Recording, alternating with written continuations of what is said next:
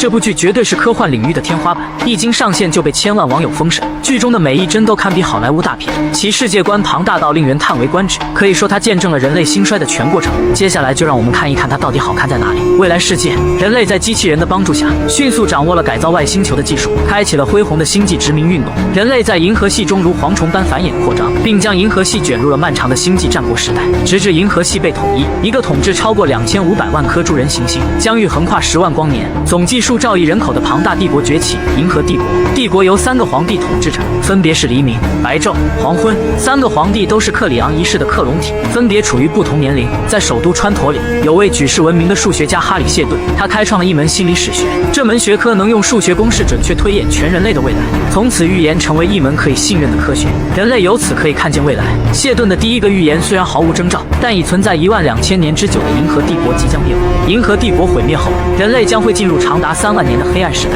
直至第2个银河帝国崛起。消息一出，一时间银河震动，帝国飘摇，各方势力剑拔弩张。盖尔出生于银河系的边缘星纳克斯行星，在一次数学竞赛上获胜，赢得了前往银河帝国首都川陀，与首席科学家哈里谢顿见面交谈的机会。对年轻的盖尔来说，这次旅行无疑是他学术生涯的一个高峰。盖尔被飞船载到帝国跃迁舰上，在进行空间跳跃期间，所有人都必须躺在休眠舱里陷入沉睡。然而在跳跃途中，盖尔不知何原因突然醒来，被人工智能发现后注射药剂，再次沉睡。跃迁舰在宇宙中不知航行了多久，盖尔终于从空间站到达了首都川陀。从通往地面的天体上，看着黑暗中无数闪耀的星球，盖尔既兴奋又紧张。他来到了帝国图书馆，见到了哈里，只是没想到哈里告诉他的第一个消息就让他措手不及。他当面向盖尔演示了帝国命运推理的结果。他之所以召唤盖尔前来，是因为他是天底下唯一能验证此猜想的人，并直言不讳地告诉盖尔，他们明天就会被逮捕。果然，深夜盖尔就在酒店里被戴上面罩，两人便以叛国罪的名义被押上了法庭。哈里谢顿为此提出了一个解决方案：既然帝国毁灭无法被阻挡，但可以缩短灭亡后黑暗纪元的长度。他提出撰写一部银河百科全书，这样在灭亡后新的文明出现，就可以用现有的知识迅速在1000年内崛起。法庭上，盖尔明白自己只要承认哈里的推演，就有机会被释放，但他仍坚持了自己对真理的追求，当众验证了哈里的预言是正确的。皇帝将2人以散播谣言罪判处了死刑，但在行刑前意外发生了，2个狂徒在宇宙电梯里引爆了 IT 炸弹。L'Italia Pedra Yama。银河帝国标志性建筑被摧毁，星桥从宇宙中向着城市坠落，无数人死于非命。原本不可侵的川陀被砸出深深的沟壑，此情此景仿佛预言了银河帝国走向灭亡的预言。哈里和盖尔的死刑因此被推迟，帝王接受了哈里在法庭上的建议。不过为了引起不必要的恐慌，也为了抑制哈里谢顿的权力和理论，哈里谢顿必须带着他的10万名科学家被发配到银河帝国边缘一颗荒凉的星球端点星。端点星距离帝国5万光年，帝国禁止他们使用跃迁技术，这也就意味着他们将花费878天才能抵达那颗星球，而在这途中发生的一切也犹未可知。就在不久前，银河帝国的标志性建筑被摧毁，直接死亡人数多达上亿人。星桥被炸毁后，还有127000具尸体仍在沿着川陀轨道绕行。此事发生后，三皇大为震怒。帝国第一首相德泽莫尔根据线索，带兵突袭了位于埃斯拉行星的人体炸弹制造基地，敌人还没来得及销毁证据，就被帝国的精锐部队全部歼灭。虽然人赃并获，但是真正的幕后黑手还是一无所获。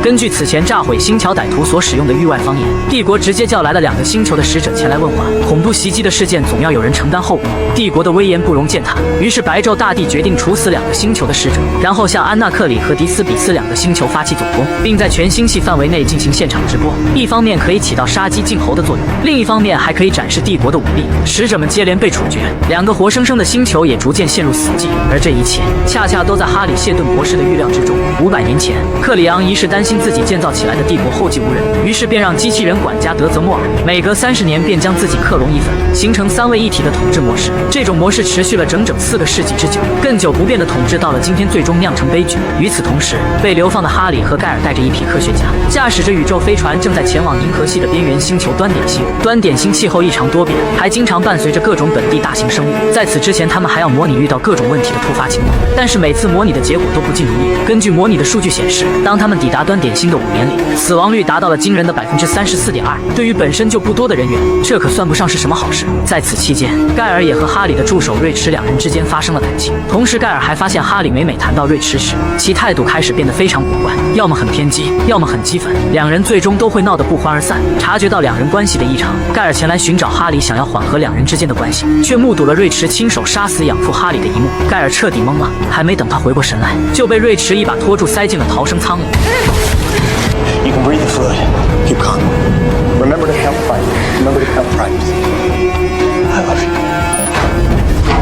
流放在了宇宙的深处，而他自己则选择了留了下来。多年以后，当他们抵达端点星，却发现那里已经有一个建筑凭空漂浮在半空中。这是银河帝国最伟大的建筑——穹隆。穹隆会向周围释放无形的力场，凡是接近穹隆的生物都会陷入昏厥。但总有一些孩子对未知的事物抱有强烈的好奇心，他们打赌谁能接近穹隆，谁就是他们的王。结果，一个男孩没走2步，就被穹隆释放的力场被迫逼得退了回来。这不禁激发了其他孩子的斗志。不同于上一个男生，这个男孩一直坚持不懈地向着穹隆深处走去，直至本人再也坚持不住，陷入昏厥。这把同行的伙伴吓坏了，赶紧跑回去叫家长。幸好男孩被穹隆的守卫者发现，及时地拖了回来。此时距离他们来到端点星已经过去了19年。科学家们在穹隆附近建造了基地，他们要在此撰写银河百科全书，用以拯救即将灭亡的帝国。赛佛从小就对穹隆抱有无限的遐想，也只有他一个人不受力场的影响可以接近穹隆，于是他便担当起了穹隆守卫者的任务。直到这一天，赛佛发现穹隆的力场在向外延伸，这是这么多年从来不曾有过的现象。他把这个发现告诉了母亲，让小镇上的人及时撤退。结果当天晚上，赛佛前来巡逻的时候，透过望远镜看见一个孩子的身影，他赶忙上前追了过去。赛佛跟着孩子的踪迹一路来到一架废弃的飞船前，当他来到里面后，却并没有孩子的踪影，只发现了当地的土著生物主教长。主教长不知被什么人用箭射中了身体，就当他疑惑之时，一支箭已经瞄准了他。赛佛认出了他们的装扮，这群人正是早在此之前被帝国摧毁的星球幸存下来的人。入侵者让赛佛带他们前往基地的主塔，而赛佛则以主塔围栏上有基因识别技术为由，任何不在数据库中的人都会遭到辐射击中，便只带了一个人跟着身后前往，剩下的人则在原地等待。在去主塔的路上，赛佛再次看见了昨晚遇见孩子的身影。女人认为赛佛在耍花招，让他老实点。这时赛佛灵光一闪，他一改方向，直接向着穹隆的方向驶去。果不其然，除了他，所有接近穹隆的生物都晕了过去。17年后，新生的黎明已经长大成人，而此时的帝国，正如当初哈里预料的一样，风雨飘摇。比邻星的教宗突然离世，新任的继任者存在争议，其中有一位候选人呼声颇高。与过去的教宗不同，这位候选人倡导元开巴金。克里昂大帝听完明显震怒。元开巴金是帝国前时代的异教徒经文，主旨灵魂与个人必须连接在一起，也就是说一个人只能拥有一个灵魂。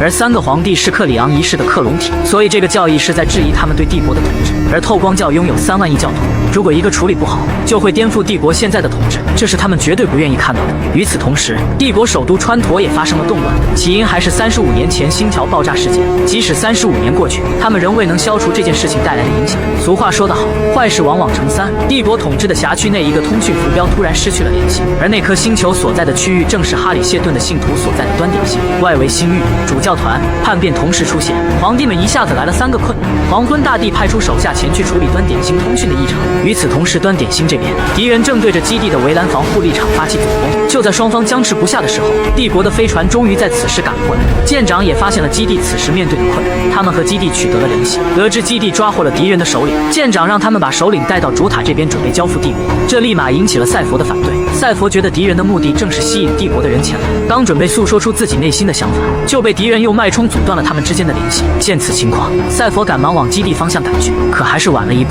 敌军的首领已经被带到了基地塔，他们的目的已经达到。女人取出用力场破坏器特制的眼球丢在地上，落地的一瞬间，破坏器启动，一抹蓝光出现，基地围栏上的力场保护罩立刻失去了作用。时机一到，敌人开始对基地展开总攻。飞船上舰长也察觉到了基地的变化，他们将在5分钟内着陆接管这颗星球，而他们殊不知这恰恰着了敌人的道。赛佛被敌人俘虏，基地也已经被彻底攻占。这时飞船也已经来到敌人的上空，而敌人的炮火已经瞄准了他们。由于距离太近，飞船无法进行拦截，一声炮火中，飞船就此被击中。万年以来，从来没有人敢于挑战帝国的威严，而这场针对帝国的报复才刚刚开始。4个世纪以来，接近一半的帝王都是被遇刺而死，所以哪怕帝王享受鱼水之欢，都要被严密保护着。越是大力的冲击，越是会触发光环的自我保护功能。但是只要动作足够轻柔，便可触摸到皮肤。这就是身为帝王的无奈。哥哥这边正准备打架，另一边年幼的黎明大帝却对一个小小的园丁产生了兴趣。常年身居高位的他，想了解底层人过的是什么样的生活。不料这时一旁的侍从找上了他，听到黄昏大帝的召唤，他便急匆匆地赶了过来，把妹拿有打猎箱。老皇帝邀请他共同狩猎，他自然不敢怠慢。老皇帝表现最佳的时候，也就射死了3只猎物，小皇帝第一次就射死了6只，轻轻松松就破了哥哥年轻时的记录。就在这时，他听到黄昏大帝打到了4只，这可把他吓坏了，赶紧告诉侍卫千万别说出去，要问就说射死了3只，并把其他的猎物都扔进了草丛中。他的异常行为并没有被黄昏大帝看出来，看到他只打到了3只，便让他再接再厉。随后，老皇帝便带着小皇帝来到了皇宫的烟花场所游丝艇。这里的女人只有1天的记忆，全是克里昂一世设计的杰作。看着遍地的妹妹，老皇帝让他随便挑一个。小皇帝选了一个背影像园丁的女孩，不过带回去后碰都没碰她，只是和女孩聊聊天。现在的他满脑子都是园丁的身影。结果女孩转眼就去了老皇帝那里，并向他汇报了小皇帝的所作所为。叫走了女孩后，小皇帝把园丁邀请到了寝宫里。看来他真的很喜欢这名园丁，并当着他的面取下了立场保护手镯。看着远方的景色，他向女孩道出了自己是个色盲的事实。这个秘密他从来没有向别人诉说过。他是克里昂第一个基因缺陷克隆体，除了色弱之外，他还有许多和其他克隆体不同的地方。如果被哥哥们发现他的异常，他就会被销毁并拿出替代品。他不想再继续这样的生活，他想要逃走。园丁也在撺掇小皇帝从这里逃出去，去疤痕区一个穹隆外的世界，情到水浓处。两人水到渠成。宇宙的某个角落里，一艘休眠舱缓缓出现，上面沉睡的正是此前被流放在宇宙深处的盖尔。截止到了现在，他才被一艘宇宙飞船捕获。被唤醒后的盖尔还保持着之前的样貌，他不知道这里是什么地方，自己又为何出现在这里。看着手中的血迹，他回想起了之前所发生的一切，同时休眠舱里还有那把带血的匕首。他尝试着打开门，可无论他耗费了多大力气，大门还是保持着原样。就在他崩溃的时候，手中的匕首不受控制地飞向门把手，大门也在瞬间被打开。他穿过长长的过道，来到了飞船的控制室。控制室里一个人都没有。经过一系列的恐惧、惊慌失措后，盖尔整理好思绪后，开始对飞船进行询问。然而飞船的回答却让他大感震惊，整艘飞船只有他一个乘客，再也没有其他人了。似乎这艘飞船就是为他量身定做的。一阵惊讶后，盖尔尝试通过飞船联系前往端点星的那艘飞船，却得知释放号已于帝国纪年12072年解除了任务，而现在是帝国纪年12102年，这也就意味着他已经在宇宙中飘荡了整整30多年。盖尔询问飞船这里是什么地方，可系统却提示无法识别指令。无论他尝试怎样联系外面，回答他的永远是一句需要授权。冷静过后，盖尔调取了哈里的死亡信息，得知哈里的尸体被弹射至太空，而瑞驰和他自己则被定义为杀人凶手。就此，瑞驰被流放在太空中，生命画上了句号。绝望万分的盖尔悲痛不已，他想要结束自己的生命。就当他准备动手时，飞船一阵颠簸打乱了他的动作。回过神来的盖尔开始振作起来。既然飞船无法直接告诉他的位置，那他就用自己的智慧与这个机器进行周旋。他通过一系列的操作，又是计算，又是穿上太空服出去进行观察，最终确认了目的地是赫利克·哈里谢顿的老家。就在这时，诡异的一幕出现了。盖尔发现地上有2滩血迹，然而当他走过去时，血迹也随之消失掉了。然后他就看见了哈里被捅死前的画面。一时之间，盖尔分不清楚是现实还是虚幻。飞船的人工智能告诉他，这是哈里的量子意识虚拟投影。不过哈里的意识程序出现了问题，被困在了过去不断的循环。盖尔拼命的呼叫，终于把哈里叫醒。恢复正常后的哈里向盖尔揭露了谜底。在离开川陀前，他在脑袋中植入了一个数据单元，和瑞驰匕首中的端口同步连接，里面记录着他的所有想法和记忆。就这样，即使他的肉身死去，他也会以另一种意识形态重生。也就是说，哈里安排了自己的谋杀，想让瑞驰带着刀离开飞船，在这艘飞船上和他会合。但是在执行中出了纰漏，目睹凶杀案的盖尔被当成同谋，瑞驰选择了牺牲自己保全了盖尔。得知瑞驰死了，哈利再一次陷入了程序混乱。重新整理后，哈里把整个计划全盘托出。基地需要一个神一样的人物作为精神领袖，但是他年事已高，而且他本身就有基因遗传疾病，神不能因为不适应环境虚弱而死，这样整个基地都会动摇信心。所以这至始至终都是一个骗局，都是哈里计划中的一部分，目的就是打造第2个基地。哈里利用了所有人。当盖尔解开拉克萨斯猜想来到川陀的那一刻，属于他的角色就已经上演，目的就是为了让一个天才数学家证实哈里的预言，从而骗过帝王将他们流放。最后哈里问盖尔，他被杀的时候你为什么么会出现在那里？那是的，你应该雷打不动在游泳才对。盖尔说他就是知道，他知道星桥被毁，知道有人来逮捕他，别人开口前他就知道对方在说什么，一切事情的发生他都会有所察觉。就像现在，他知道陨石碎片会击穿飞船的挡风玻璃，他似乎有一种预知未来的能力。哈里得知盖尔有这样的能力，更不愿意放他就此离开。此时飞船已经到来了盐蟹区，飞船内部的气温也在节节攀高。盖尔不愿意被一直蒙蔽在谎言中，他拿起斧头破坏了飞船的传热系统。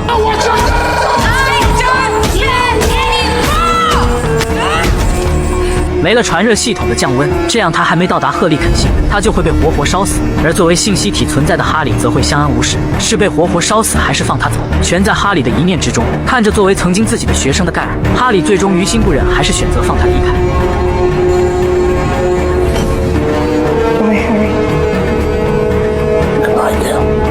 盖尔再次回到了休眠舱里，这一次的目的地是他的家乡辛纳克斯行星，而航行的时间将会是138个帝国标准年，属于他的流浪再一次开始了。